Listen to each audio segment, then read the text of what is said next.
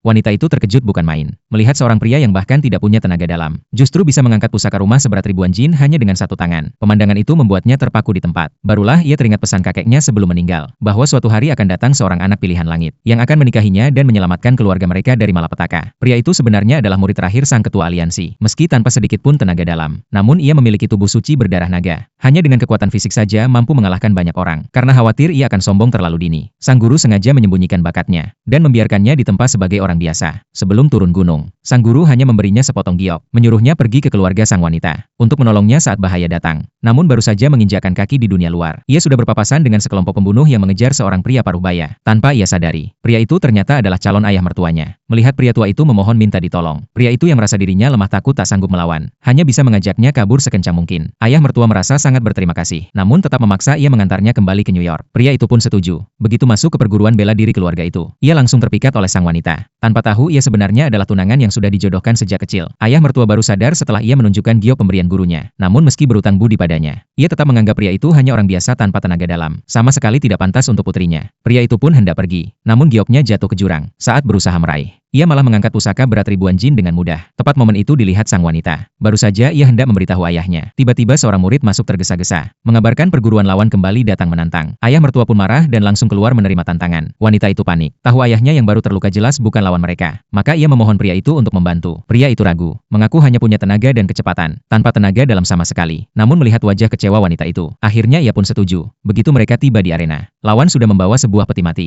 bahkan menantang duel hidup mati. Yang kalah harus hengkang dari New York, bahkan menghapus tenaga dalamnya sendiri. Ayah mertua awalnya ragu, namun setelah diprovokasi lawan, ia terbakar emosi dan menyanggupi. Pertandingan pertama segera dimulai. Lawan mengirim seorang ahli bela diri yang sudah menewaskan banyak murid perguruan lain. Semua orang gentar. Hanya kakak seperguruan tertua yang maju, karena sebelumnya ia sudah bersekongkol, berjanji akan sengaja kalah. Sebagai imbalan perguruan dan wanita itu akan diberikan padanya. Namun rencana busuk itu langsung terbongkar oleh pria tersebut. Baginya gerakan lawan terlalu lambat, setiap jurus penuh celah. Ucapan itu terdengar semua orang, mereka pun menertawakannya. Menghina seorang tanpa tenaga dalam berani sok pintar. Tak lama kakak seperguruan itu benar-benar kalah dengan sengaja, membuat adik seperguruan kedua tak tahan lagi. Langsung maju menantang kepala perguruan lawan. Meski sadar kalah jauh, namun tetap nekat. Ia teringat ucapan pria itu tadi, mencoba mengaplikasikan, dan benar saja keadaan sempat berbalik. Semua orang kaget, mata sang wanita pun mulai penuh harapan. Namun pihak lawan langsung memanggil jagoan terkuat New York. Ayah mertua marah menyebut mereka curang, namun lawan tak peduli. Adik seperguruan kedua pun terpaksa maju, namun baru satu jurus, ia sudah terpental mundur berkali-kali, lalu dihantam telak hingga jatuh tersungkur. Suasana kacau balau. Wanita itu cemas ingin pria itu kembali memberi petunjuk, namun ia menggeleng, mengatakan lawan sama sekali tidak punya celah untuk dikalahkan oleh adik seperguruan kedua. Dan benar saja, dalam sekejap adiknya itu sudah diinjak di tanah oleh lawan, membuat wanita itu ragu apakah pria itu benar-benar mengerti bela diri.